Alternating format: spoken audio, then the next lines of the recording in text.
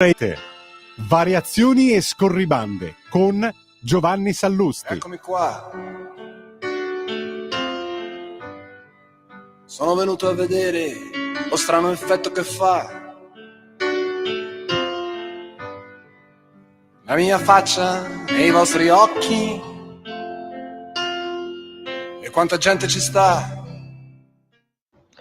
Buonasera a tutti e bentornati a Liberamente, variazioni e scorribande qui su Radio Libertà. Ebbene sì, c'è un rischio estremismo in America. C'è uno dei due fronti del dibattito politico, della campagna presidenziale, che sembra sbandare sul tema della libertà e dello stile di vita occidentale. Non è però il fronte additato quotidianamente dal mainstream, ma è l'altro, ma è il fronte democratico, ma è il fronte delle magnifiche sorti progressive woke radunato da qualche giorno attorno a Kamala Harris. E no, non stiamo esagerando, perché stasera succede che il primo ministro dello Stato di Israele, Benjamin Netanyahu, terrà un discorso al Congresso. Uno può pensare quello che vuole di Netanyahu, trattasi del leader dell'unica democrazia medio orientale, circondata da vicini bande terroristiche che vogliono cancellarla dalla carta geografica, sotto attacco dal 7 ottobre. Ebbene, cosa fa la candidata alla presidenza degli Stati Uniti, Kamala Harris? Diserterà questo incontro. Non ci sarà al discorso di Netanyahu al congresso per impegni pregressi o una formula di rito analoga. E l'unico commento che si può fare è quello che ha fatto lo speaker repubblicano della Camera, Mike Johnson, e cioè è inconcepibile che chi si candida a guidare gli Stati Uniti e quindi essere il punto di riferimento del mondo e dei valori occidentali, diserti il discorso del premier, del principale alleato dell'America e dell'Occidente in Medio Oriente, l'unica democrazia liberale in Medio Oriente, lo Stato che sta affrontando la minaccia nazi-islamica che si chiama Hamas e i suoi numerosi dante causa, fermiamoci all'Iran.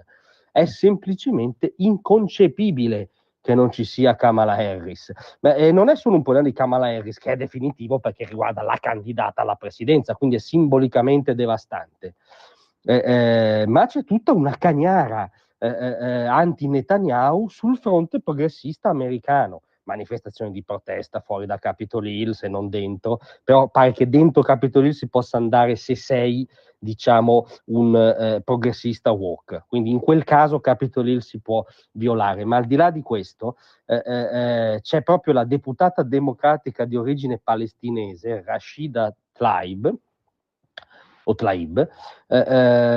che su X si è proprio lanciata contro Netanyahu. Netanyahu è un criminale di guerra che commette genocidio contro il popolo palestinese. È estremamente vergognoso che l'abbiano invitato a parlare al congresso. Sì, dovevano invitare l'Ayatollah Khamenei, probabilmente uno dei capoccia di Hamas che dal Qatar teorizzano che gli serve il sangue dei bambini palestinesi. Probabilmente dovevano invitare questo genere di soggetti. Dovrebbe essere arrestato e mandato alla Corte Penale, dice la deputata democratica, ammesso che questo aggettivo abbia ancora un senso, ma interviene anche la madrina delle truppe woke, Alexandria Ocasio-Cortez.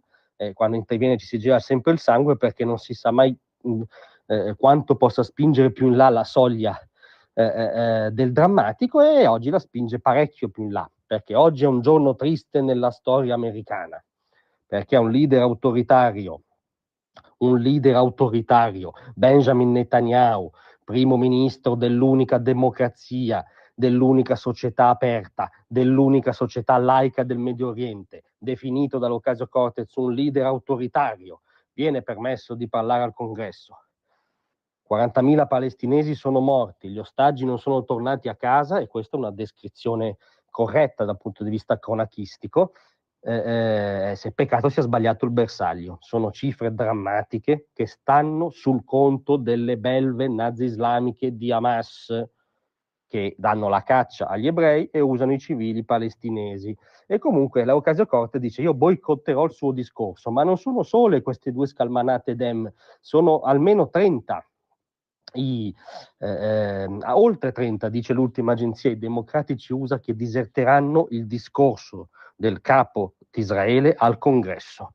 Allora voi capite che è vero, c'è un rischio estremismo in America, il rischio estremismo si chiama wokismo, si chiama odio antioccidentale, si chiama fiancheggiare diciamo l'altro purché sia, anche l'islamista, anche il terrorista, perché Netanyahu sta combattendo i terroristi islamici. Se boicotto Netanyahu, proprietà transitiva vuole che non mi sto schierando esattamente dalla parte della libertà.